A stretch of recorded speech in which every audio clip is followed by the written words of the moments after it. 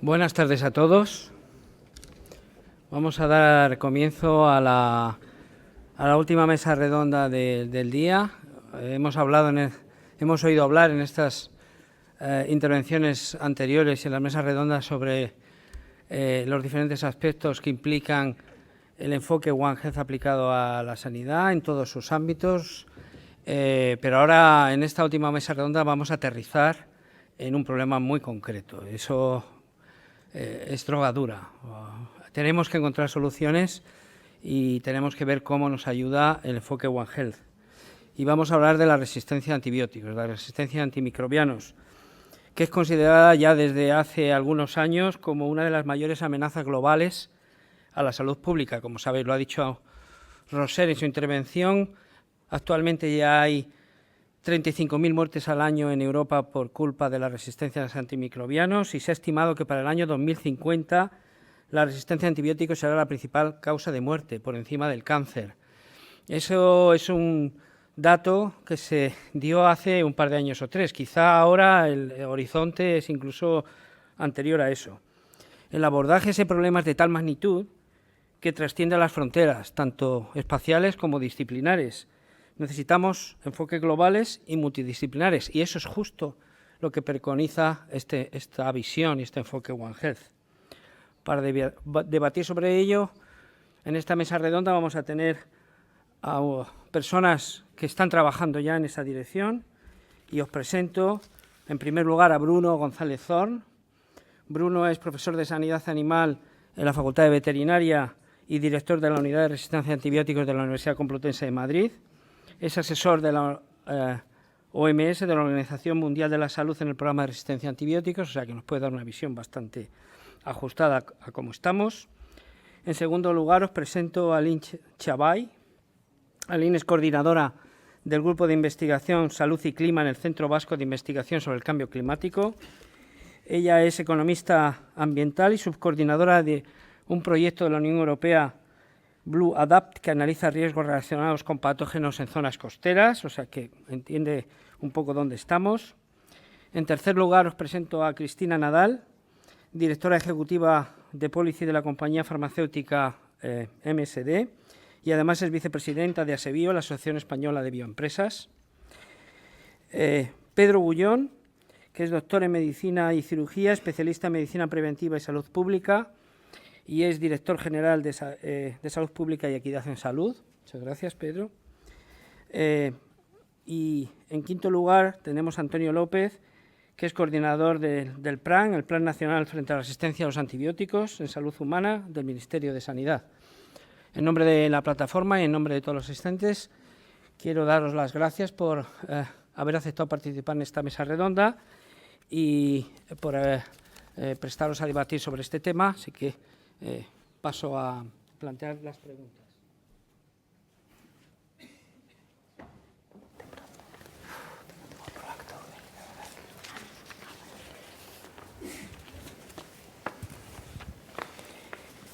En primer lugar, si os parece, le pedía a Pedro Bullón, puesto que trabaja como director general de Salud Pública y Equidad en Salud, si nos puede decir si estamos ya trabajando en este enfoque One Health, en los planes nacionales de salud en general y en lo que se refiere en particular a las políticas frente a las resistencias antimicrobianas.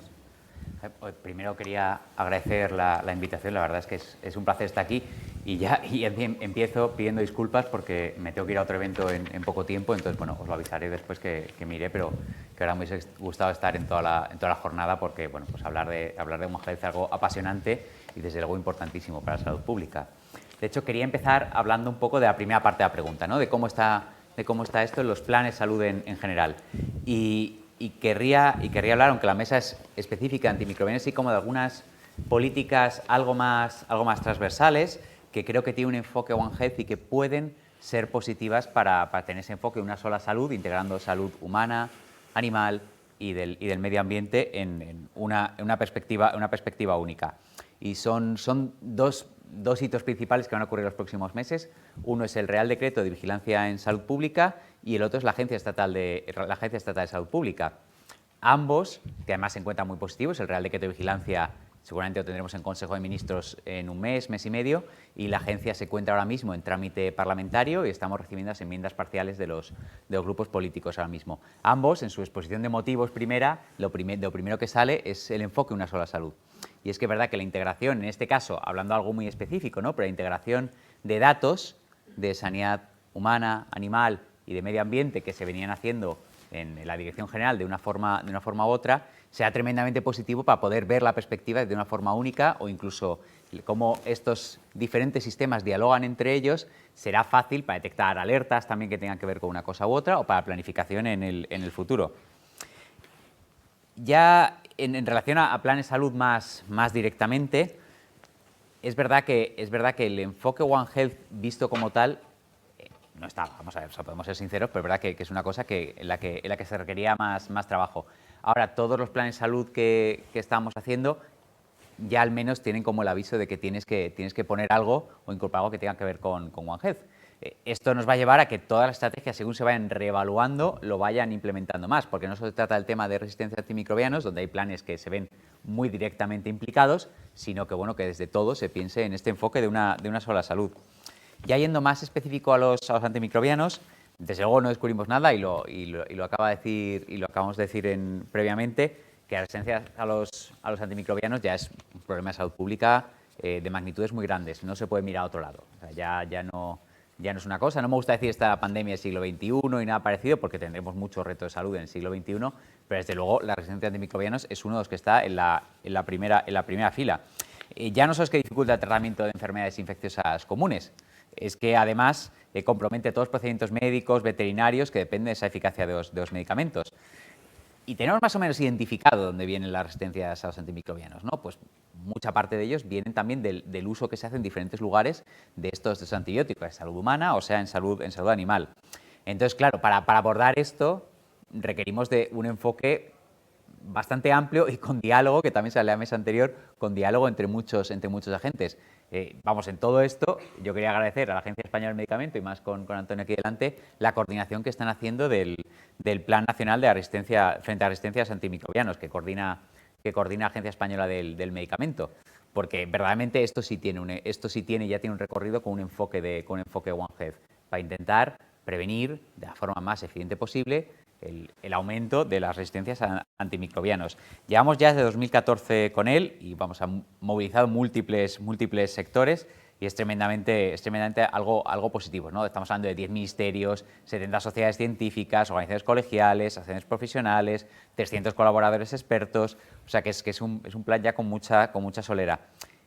Y de hecho, donde ya podemos medir parte de su éxito. España se ha situado en los últimos años como el país con mayor reducción del consumo de antibióticos veterinarios y el tercero en salud humana a nivel europeo. O sea, es decir, que estos esfuerzos ya están viendo, sobre todo porque esta reducción no está significando un impacto en cómo tratamos enfermedades infecciosas, sino una mejora más eficiente para que se utilicen los antibióticos en los lugares que se tienen que utilizar y cuándo se tienen que utilizar. Muy bien, y si te parece, por completar y dar además el enfoque en la conexión internacional, ¿cómo ves esa coordinación con las directrices europeas internacionales? Has hablado de cómo estamos en relación a Europa, pero las perspectivas de futuro, ¿estamos siguiendo directrices coordinadas a nivel internacional? Poco a poco, como diría un famoso político, estamos trabajando en ello, ¿no? pero la Unión Europea es verdad que ya ha tenido un enfoque muy claro de intentar reducir las resistencias a los antimicrobianos. Una política transversal que lleva ya bastantes años en ello y de hecho ha habido varias legislaciones. El Consejo de la Unión Europea publicó recientemente unas recomendaciones sobre la intensificación de las medidas que tiene que hacer la Unión Europea en base a una sola salud y a la resistencia a antimicrobianos.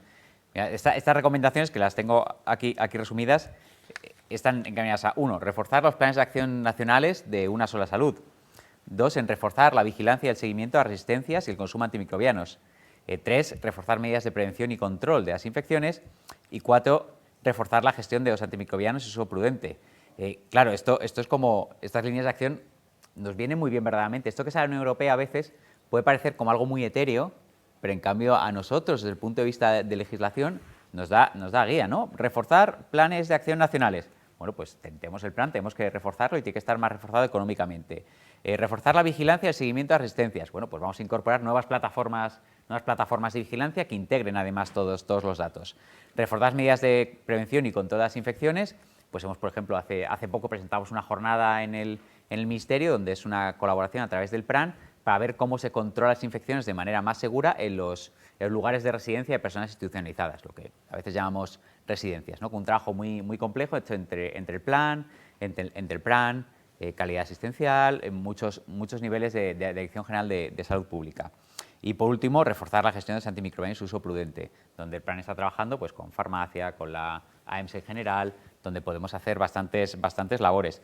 Entonces, creo que estamos en camino de seguir estas directrices europeas, pero todavía bueno, pues estamos en el camino que estamos. Sí que quería como destacar al final del todo cosas que son cumplimiento de legislación europea, que no tienen tanto que ver con la Dirección General de Salud Pública, pero que creo que son importantes, que es la propia gestión del medicamento y la legislación de los propios medicamentos. De hecho, hubo una directiva europea que se ha traspuesto con el Real Decreto 666/2023 para el uso de medicamentos veterinarios, donde claramente también la primera línea de ese Real Decreto de exposición de motivos es cómo podemos tener una mejor sanidad humana, animal y del medio ambiente, ¿no? Y yo creo que esto ya se está introduciendo, pero bueno, pues todavía tenemos camino por recorrer, ¿no? No me gusta ser muy complaciente con lo que tenemos. Entonces, el trabajo que hace el PRAN y que hacemos desde diferentes lugares de la Dirección General de Salud Pública, pensando en una salud pública global, yo creo que ya van al sentido a que la salud pública deje de llamarse solo salud pública y empiece a llamarse una sola salud. Muy bien, pues muchas gracias. Hemos oído la palabra global, tenemos aquí a Bruno González Zor, que está trabajando también con la OMS, evidentemente el mundo no se acaba en Europa. ¿Cómo coordinamos la escala global y la necesidad de actuar en un problema tan urgente a escala global con las políticas o con las singularidades de cada entorno y en España, pero no solo en España, sino en cada país donde realmente el problema es muy severo y no es fácil actuar? Muchas gracias, Jesús. Bueno, antes de nada, bienvenidos todos a la Universidad Complutense. ¿Quién hubiera dicho hace 20 años que un congreso dedicado a One Health y a resistencia a los antibióticos resulta que pudiera llenar todo un auditorio y tener las autoridades políticas, de la industria, académicas, etcétera? O sea que la verdad es que soy feliz, te puedo decir. O sea, si me toca morir ahora mismo, me muero ya en absoluta felicidad. Digo, qué bien, moriré encantado. De una bacteria súper resistente. Bueno, entonces, como decías, qué importante es el saber en qué estamos trabajando y de qué estamos hablando. Utilizamos antibióticos en animales, utilizamos antibióticos en medicina humana. En los dos sectores tenemos que reducir el consumo lo más posible para preservar esos antibióticos, esas herramientas, lo más posible. Y esas bacterias y esos antibióticos pasan al medio ambiente y, por lo tanto, las bacterias y esos antibióticos fluyen entre humanos, animales y medio ambiente. Y por eso es muy evidente que hay que tener una perspectiva de One Health. Y por eso la lucha contra la resistencia a los antibióticos es uno de los buques insignia donde hemos empezado a trabajar y a coordinarnos ya de una forma hace mucho tiempo en la política y la gestión desde la perspectiva de One Health. O sea, ya desde hace 20 años en los países del norte de Europa nos sentábamos conjuntamente y decíamos, es importante reducir este consumo porque esto afecta a unos y afecta a otros. ¿Cuánto afecta a unos y cuánto afecta a otros? No lo discutimos. ¿Cómo hemos empezado a trabajar desde la perspectiva de One Health en el mundo? Porque hemos anulado, y eso es muy importante, el famoso, me gusta, lo digo en inglés, aunque no me gusta, pero el blame game, es decir, el juego de las acusaciones. Es esencial que en la lucha contra la resistencia a los antibióticos no llegue cada uno de los implicados y señale al otro diciendo, no, pero yo es que en mi hospital lo hago bien, pero fíjate que estos están utilizando antibióticos en animalitos. Y el de los animalitos dice, sí, pero es que el farmacéutico da muchos antibióticos sin receta. Y el otro dice, sí, pero hay antibióticos sin receta, pues la gente se automedica porque los blisters no tienen tal, así que díselo a la industria. Entonces, al final, nadie hace nada. Y en cambio, realmente fue más o menos en el año 2000, empezamos a trabajar de esta forma conjunta. Es muy importante pensar cada uno en qué puede hacer en su metro cuadrado, qué debe hacer. Eso es muy importante y trabajar de forma conjunta. Y cuando empezamos desde el punto de vista de ciencias de la salud, ahora hemos incluido en el concepto de One Health a todas las ciencias sociales, qué importante es los cambios de comportamiento. Necesito que los prescriptores en el mundo prescriban distinto, y además los españoles, que prescriban acorde al año 2024. No podemos utilizar el antibiótico, el último antibiótico que salió, por cierto, ninguno ha salido en los últimos 30 años nuevo, Ahora vamos o sea que a tenemos eso, ahora ese vamos a eso. problema de los antibióticos nuevos, pero bueno, ayer hubo un primer paso en el cual podemos incentivar en la Unión Europea, empezamos a incentivar a la industria para que desarrolle nuevos antibióticos, pero eso es luego. Entonces, hemos empezado a trabajar de esa forma conjunta y funciona, y funciona. Unos años después empezamos con el Superplan One Health de la Agencia Española de Medicamentos y Productos Sanitarios desde una perspectiva de One Health, un plan súper tardío, 2014, que ya sabíamos que era muy grave, pero sin embargo un plan hecho en una estructura que ya lleva medicamentos veterinarios, medicamentos de medicina humana, medio ambiente, o sea, yo desde la perspectiva de One Health, y es del cual presumimos también extranjeros diciendo cómo mola nuestro plan, que ya ha dicho Pedro, que ha tenido grandes éxitos. En el mundo, ya hemos firmado en el 2022 un cuadripartito, OMS, Organización Mundial de Sanidad Animal, la FAO y la UNEP, el Programa de Naciones Unidas, un cuadripartito donde toda la legislación y todas las recomendaciones de las grandes organizaciones mundiales van a tener la perspectiva de One Health, esta de cuadripartito. Eso ha permeado poco a poco en la Unión Europea, donde ya las directrices generales y las directivas son de la perspectiva One Health, escrito, perspectiva, legislación One Health. Y eso está permeando poco a poco, y es el reto que tenemos ahora, pero efectivamente estoy viendo que está funcionando, a las políticas nacionales que sean One Health y a las políticas regionales que son muy importantes. Y termino. Es importante tener políticas nacionales cuando realmente en la India, Sudáfrica, no hay prácticamente ningún control de los antibióticos. Es esencial, y este mensaje también quiero que quede claro. Las medidas locales son esenciales, porque sabemos que cuando importamos bacterias resistentes a antibióticos de otros continentes, y lo hacemos constantemente, cada viajero que va a la India, uno de cada 3 viajeros se trae una beta-lactamasa de espectros extendidos, de lo que podemos llamar una superbacteria en su intestino. ¿Qué probabilidad hay de que esa bacteria colonice nuestro ecosistema? Depende de la cantidad de antibióticos que utilicemos en nuestro país y en nuestro ecosistema.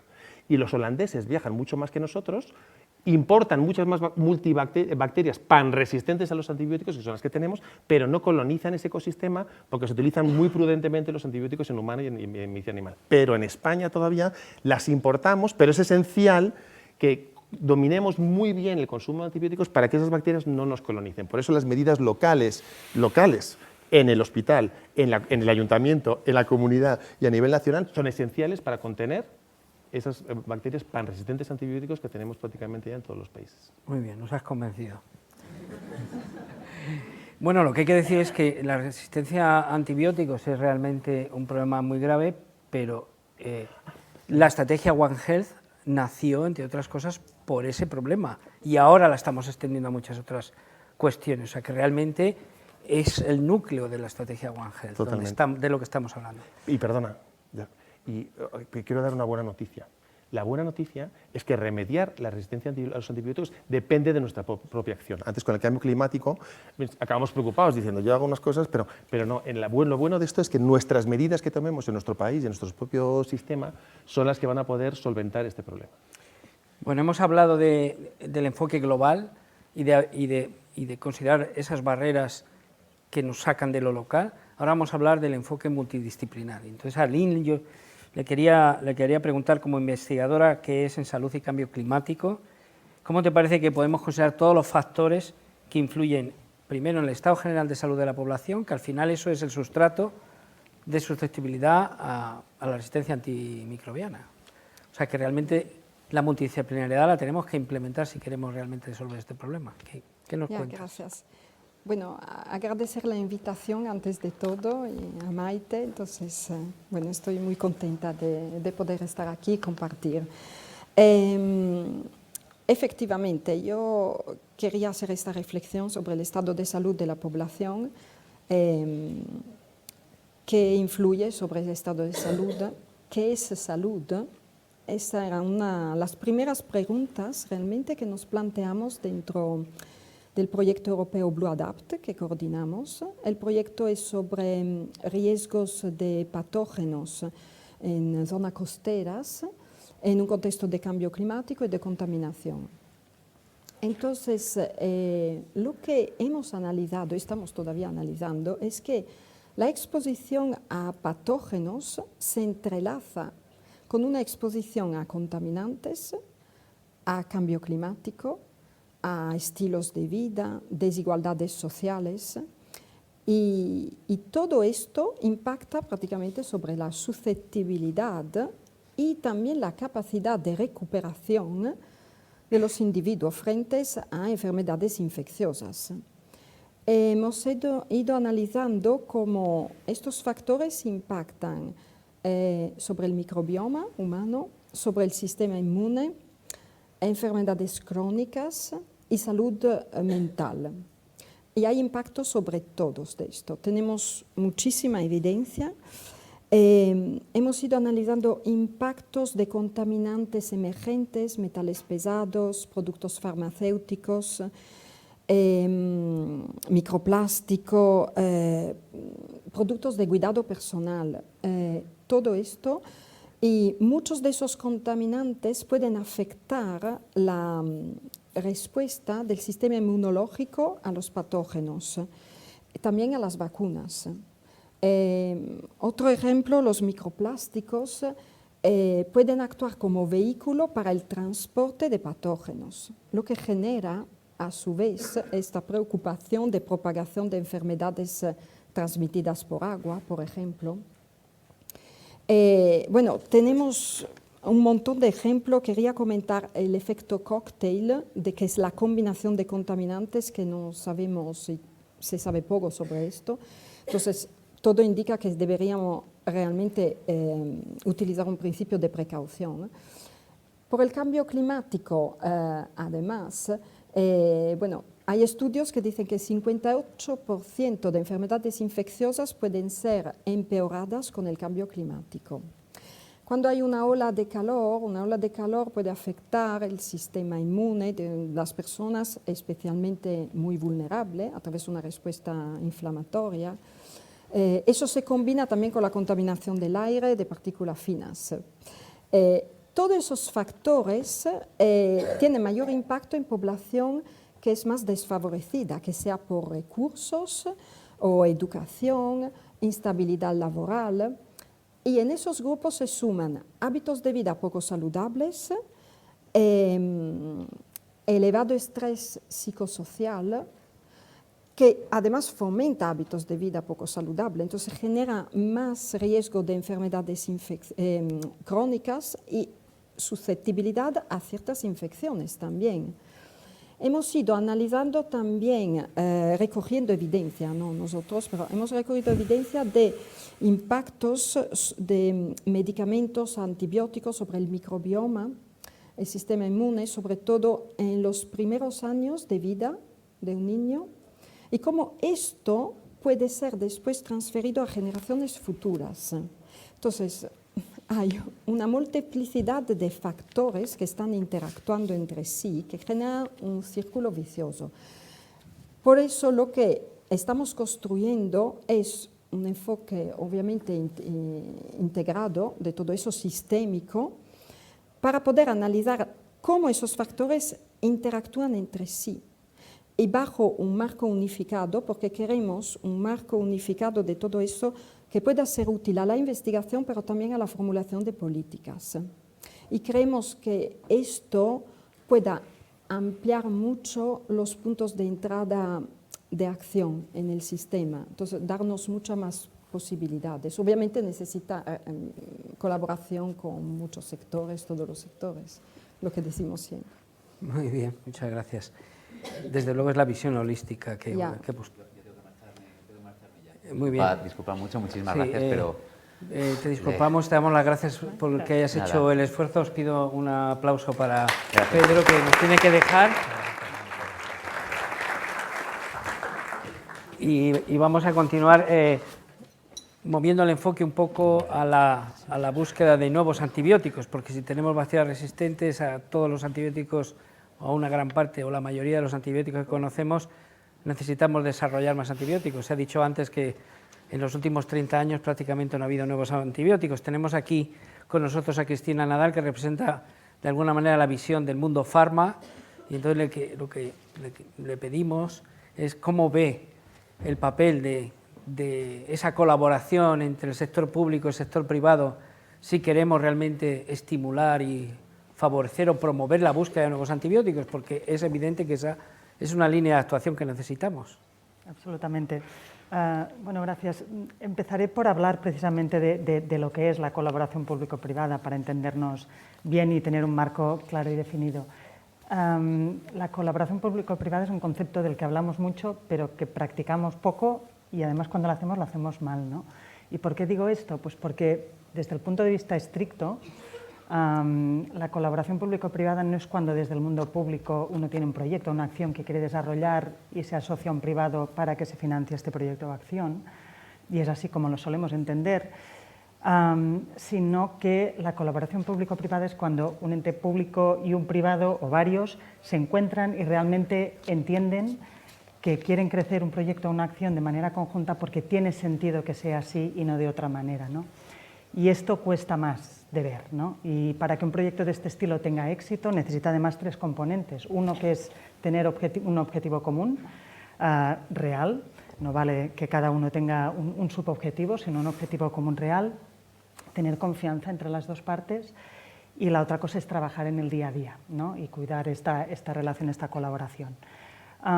Y esto se da poco, pero tenemos ejemplos muy buenos en el sistema sanitario conjuntamente con el ámbito privado. Por ejemplo, los ensayos clínicos y la investigación clínica en nuestro país es un ejemplo excelente de colaboración público-privada. Las dos partes tienen un objetivo común y, de alguna manera, desarrollamos fármacos, que es un objetivo común, y tenemos un sistema con profesionales excelentes, y esto también impacta positivamente en los pacientes. Otro ejemplo muy reciente de colaboración público-privada se dio necesariamente durante la pandemia, y es un ejemplo muy bonito. Y ya pasando al ámbito de resistencias antimicrobianas, creo que está claro que tenemos un desafío por delante que nos obligará, si no nos está obligando ya, a colaborar con este objetivo común, que será común porque es así, el desafío es tremendo y tenemos que afrontarlo de manera común, y que por lo tanto nos obliga ahora a generar más y estas confianzas y tejer este trabajo del día a día y esta comunicación, ¿no?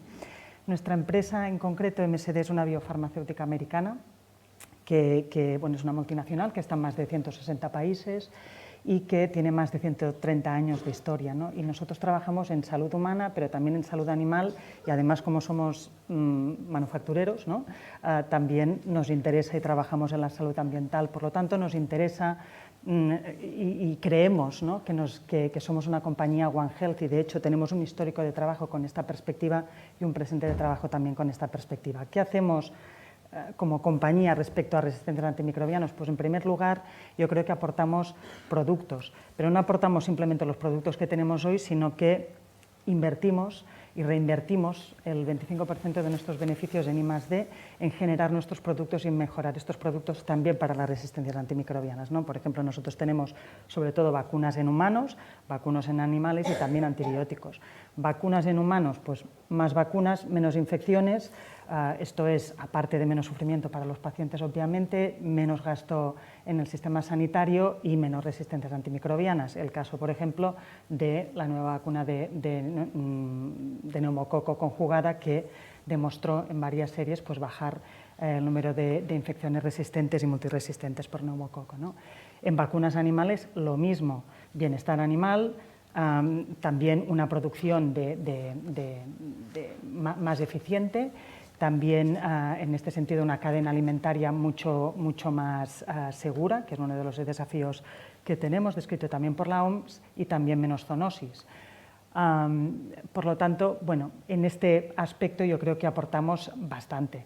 También en el ámbito de antibióticos somos de las pocas empresas que hemos seguido desarrollando y comercializando antibióticos. Y digo de las pocas porque, como bien se ha dicho, la mayoría de empresas han desestimado este ámbito de desarrollo empresarial porque es poco atractivo, y esto es así, y absolutamente legítimo decirlo así desde el punto de vista empresarial, ¿no? También somos una empresa que hemos estado insistiendo mucho para que estos incentivos, antes hablábamos con Antonio, ¿no? Estos incentivos, tanto los pull como los push, pues vieran la luz, y en este sentido nos alegramos mucho de que ayer en el Parlamento se aprobara el paquete legislativo también con este incentivo, que creemos que va a ayudar a que empresas como la nuestra miren de manera y vean de manera más atractiva pues estas startups que están trabajando con nuevos mecanismos de antibióticos, ¿no? Además de los productos, así en grande, decir muy rápidamente que también aportamos desde otros puntos de vista. Por ejemplo, en datos de seguimiento, impulsamos desde 2002 un informe SMART, que es un informe internacional de tendencias de resistencias antimicrobianas en más de 55 países, y compartimos estos datos con expertos y con científicos para que puedan analizar y permitan tomar decisiones, ¿no? Y más allá de esto, también en muchas campañas de concienciación de buen uso de antibióticos, apoyando PRAN y equipos PROA, haciendo difusión de la magnitud, ¿no?, del problema en el que nos encontramos, también, por ejemplo, en medios de comunicación para que llegue a la sociedad o a decisores políticos, legisladores y reguladores, o también haciendo acciones o fomentando acciones de educación. Pero, sin embargo, y esto es lo último, una de las cosas más recientes y un buen ejemplo de colaboración público-privada es la MR Action Fund, una acción, un fondo de inversión, en el fondo, o para invertir en nuevos mecanismos de antibióticos. Es un fondo que hemos creado 20 empresas farmacéuticas y también una parte pública, pues desde el Banco Europeo de Inversiones, la OMS, el Wellcome Trust, etcétera, y tiene más de 1.000 millones de dólares. Nosotros hemos aportado una quinta parte de este funding, y con esto lo que pretendemos es, de aquí a 2030, pues conseguir 2, 3, 4 antibióticos con mecanismos de acción nuevos. Si tuvieras que contestar en una sola palabra, ¿eres entonces optimista o pesimista en que aparezcan nuevos antibióticos en los próximos 5 o 10 años? No podemos ser pesimistas. Hay que ser. Somos optimistas, 100%. Optimistas. 100%. Vale. Ha habido un gran cambio últimamente con los nuevos fondos, como te decía, con los incentivos, y de hecho no es el único fondo. El fondo Carbex americano acaba de lanzar un call hace un mes para el descubrimiento de nuevos antibióticos, y con el incentivo necesario, pues dices, oye, pues a lo mejor es rentable. O sea que seguro que sí. A ver si llegamos a tiempo. Vamos a la parte pública. Antonio, cuéntanos sobre el PRAN. ¿Cómo contempla las acciones del PRAN esta visión combinada en las 3 patas del enfoque One Health? O te lo puedo preguntar de otra manera, ¿progresamos adecuadamente o no desde que se puso en marcha? Bueno, ya lo ha dicho Bruno, el plan mola.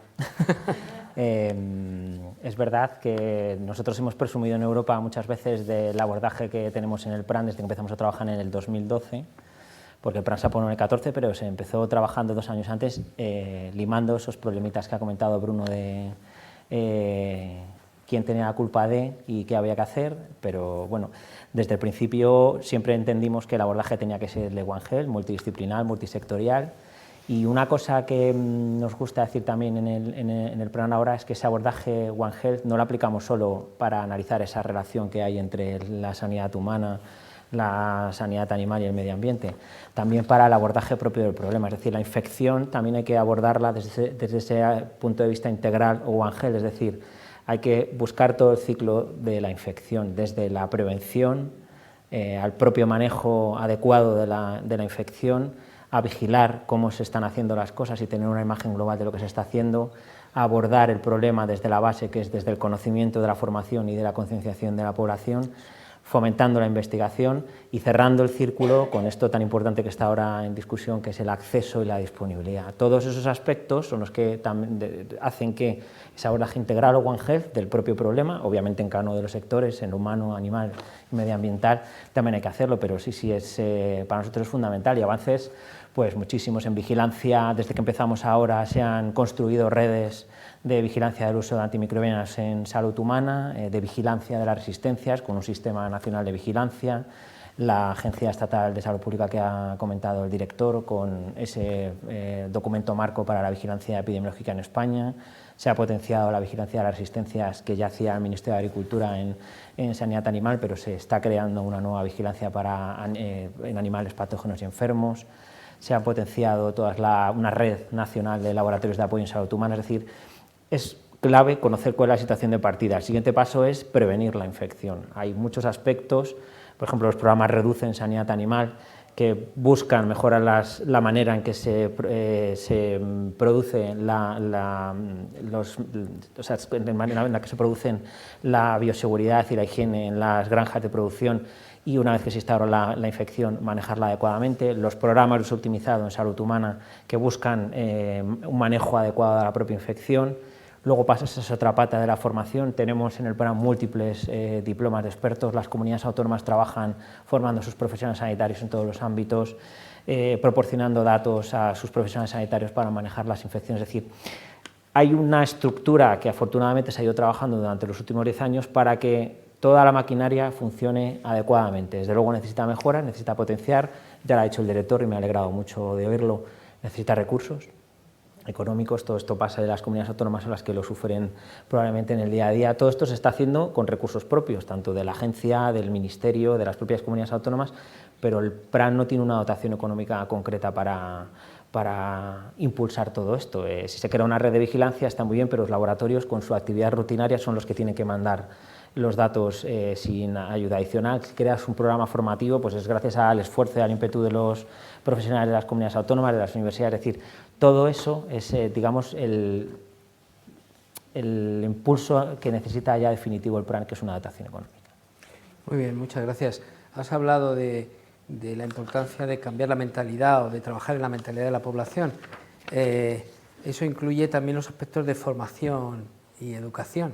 Y quería preguntarle a Bruno, estamos en la universidad, él es profesor universitario como yo, esta pata de la educación, tanto de nuestros futuros profesionales como de los actuales profesionales que necesitan una actualización continua, una formación continua, ¿cómo trabajamos en eso? ¿Cómo podemos aportar? ¿O cómo te parece que las políticas educativas y planes de estudios pueden implicarse también en este cambio de mentalidad con respecto a la lucha contra la resistencia antibiótica?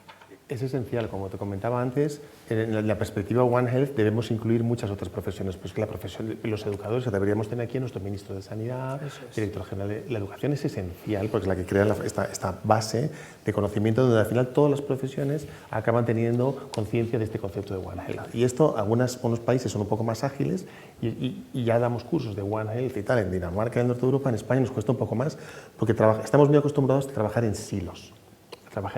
¿no? Yo estoy a favor del conocimiento vertical, es decir, creo que el médico debe saber mucho de medicina, creo que el veterinario debe saber mucho de veterinaria y así con todas las profesiones. O sea, el conocimiento vertical estoy muy a favor, pero debemos no romper los silos, porque yo creo que deben existir, pero creo que debemos crear puentes, creo que debemos crear espacios físicos de interacción entre profesionales, donde realmente empieza la cooperación, el lenguaje es esencial, hablar el mismo idioma, mirarnos a los ojos. No hay ningún proyecto en el que yo haya trabajado a nivel mundial que hasta que no nos hayamos visto la cara a cara dicen, anda, si resulta que el medio ambiente, que hace sus cositas de agua, resulta que en cuanto le explico antibióticos, DNA, plásmidos, depuradora, ya estamos conjuntamente, trabajando de forma conjunta. Entonces es esencial que se creen espacios para trabajar, para cooperar y para poner de acuerdo, y lo estamos haciendo en estas alianzas, ahora te lo cuento, para poner en el mismo espacio a profesionales de muy distintas áreas. Eso es muy importante para comprender esta problemática. No es suficiente con que del Ministerio de Sanidad vaya un mail al Ministerio de Agricultura, como a veces ocurre, y dice, esperamos vuestros comentarios en la siguiente semana. Eso no funciona, esa cooperación One Health no funciona. Estoy un poco optimista con estas alianzas que estamos creando. Ahora las universidades ya no trabajan de forma aislada, sino se crean alianzas europeas, lo he dicho hoy en Lucía de Juan. Pero estas alianzas suman a muchos estudiantes, entonces la Complutense está en una alianza que se llama Una Europa, son más de 500.000 de estudiantes, y allí cuando doy mis clases a mi 500.000 de estudiantes, resulta que hace el logging in es de economía, de filosofía, de tal. Entonces esos hilos se rompen un poquito. Entonces yo creo que eso va a permitir crear unas generaciones que realmente ya hayan estado entendiendo y comprendiendo el input de los demás. Pero en nuestros espacios físicos realmente creo que todavía tenemos que hacer un gran trabajo, incluso en preuniversitario. Es decir, preuniversitario, salud, One Health, y en todos los grados universitarios creo que deberíamos tener, no hace falta que sea infinito, creo que sería, o sea, nosotros probablemente nos pondríamos de acuerdo muy rápidamente en dar un pequeño crash course, un pequeño curso de One Health, resistencia a antibióticos, a final de cada grado, incluso poniendo a los alumnos de acuerdo, y eso creo que daría un cambio espectacular y creo que innecesario. Muy bien, y lo has mencionado un poco, Aline, las ciencias sociales, el enfoque de las ciencias sociales también para contribuir con su análisis, la manera de ofrecernos la realidad en forma de datos. ¿Tienes alguna visión al respecto? Vosotros que trabajáis también en esos ámbitos, lo has mencionado antes. Sí, bueno, una de las cosas que estamos planteando es, bueno, primero, cómo podemos generar salud en la población, ¿no? Porque hay un conocimiento y una identificación, mitigación de todos los factores de riesgos, pero lo que proponemos también es complementar este tipo de análisis, de intervenciones, también con una promoción de factores de salud, que se ha hablado en la primera mesa redonda. Esto es súper necesario también cuando se habla de resistencia a antibióticos por múltiples razones. Una de las cosas es que no es suficiente reducir los riesgos, tenemos que hacer activamente algo en frente a la situación donde estamos. Entonces, uno de los approaches interesantes es el enfoque de salutogénesis, donde lo de los factores saludables es uno de los componentes, pero hay mucho más. Y ese enfoque hemos visto que ya se está estudiando en España, hay casos de estudio, tiene que ver con una buena salud mental, por ejemplo.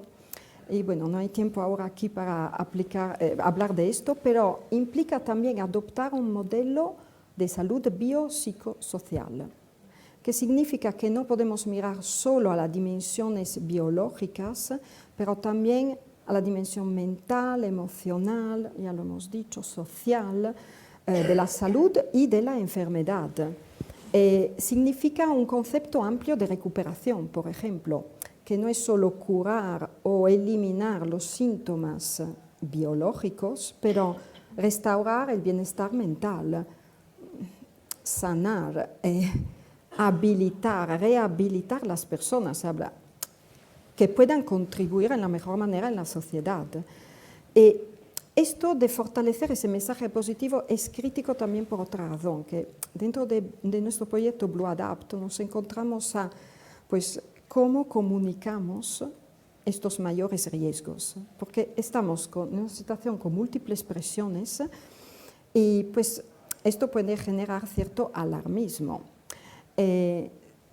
Más temperaturas, más olas de calor, aumentará la frecuencia de uso de playas. La Europa cuenta con más de 20.000 zonas de agua de baño. Con mayor temperatura, más contaminación, hay mayor proliferación de patógenos, más virulentos, más resistentes, más persistentes en el agua. Entonces hay necesidad y habrá más necesidad de prohibir, por ejemplo, el uso de playas. Estamos discutiendo cómo comunicamos esos mensajes de una manera que no sea excesivo alarmismo, también con los medios de comunicación.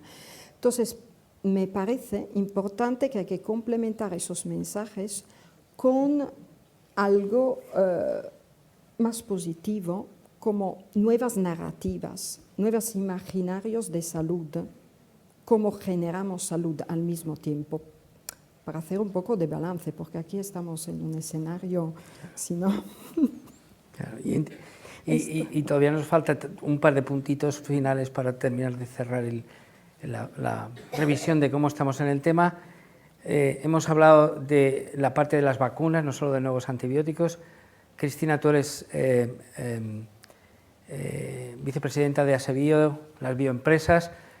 En España hemos oído hablar de la capacidad que tenemos de hacer vacunas, lo hemos visto, nos hemos ilusionado buscando la vacuna de COVID y cuando ha llegado el momento nos ha faltado la parte de tejido tecnológico capaz de llevar el conocimiento que desarrollamos en los laboratorios a un estado en el cual pueda llegar realmente a convertirse en producto.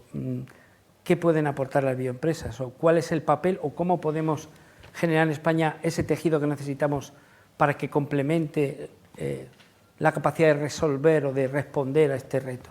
Sí, gracias. Pues sí, tengo la suerte de estar ahora en la vicepresidencia de esta asociación que aúna de biotecnología, de empresas de biotecnología, que aúna básicamente empresas nacionales, pero también startups multinacionales y luego universidades y OPIs, ¿no? Entonces, bueno, nosotros hace 2 años empezamos dentro de esta asociación a trabajar con un grupo en la temática de resistencias antimicrobianas, 43 socios trabajando, muy diferentes entre ellos, pero trabajando en la misma temática. y nos dimos cuenta, básicamente, cuando empezamos a hacer un poco de diagnóstico de la situación, de muchas cosas, ¿no? Pero de dos muy importantes. Primero, que en España tenemos una ciencia que está a nivel top. Bueno, de hecho tenemos aquí un fantástico ejemplo, que por cierto, Bruno, aprovecho también, antes la vicerrectora te ha dicho que eras chair de One Health en la Alianza Una Europa, así que felicidades. Y la otra cosa que nos dimos cuenta es que los diferentes socios que estaban, solo los socios que estábamos, con nuestros proyectos y con nuestras acciones ya cubríamos toda la cadena de valor, tanto la parte de nuevas vacunas, soluciones, ¿no? para prevención, soluciones para resistencias antimicrobianas, nuevos mecanismos o nuevos antibióticos, nuevas tecnologías diagnósticas, ¿no? Más rápidas y más eficaces, es decir, hay mucho potencial. Entonces, ¿qué nos hemos propuesto como grupo? Pues primero, visibilizar este potencial, porque yo creo que a veces no nos creemos que podemos y realmente cuando hemos visto lo que tenemos hay muchísimo potencial de verdad. Hablar mucho con decisores políticos, legisladores, reguladores, para que den facilidades a algunos aspectos que faltan, como por ejemplo potenciar la transferencia, financiar. Antes Antonio comentaba que, por ejemplo, el plan no tiene financiación, hay cosas que necesitan financiación, se las queremos resolver, ¿no? Pues este es uno de los ámbitos que hay que financiar y sobre todo un diálogo muy fluido para poder ir resolviendo y que estas soluciones realmente lleguen donde tienen que estar. Muy bien. Y ya para terminar, si te parece, Antonio, y nos quieres contar, no sé si un mensaje optimista con respecto a qué aporta el plan o qué visión tienes también sobre estos aspectos relacionados con comunicación, educación. No sé si el plan lo está abordando como aspectos en los que hay que actuar y que vosotros también estáis participando, aunque sea sin tantos recursos como necesitáis. Si es muy rápido, porque estamos en el límite. Precisamente, Antonio y Cristina, ¿me pones el altavoz?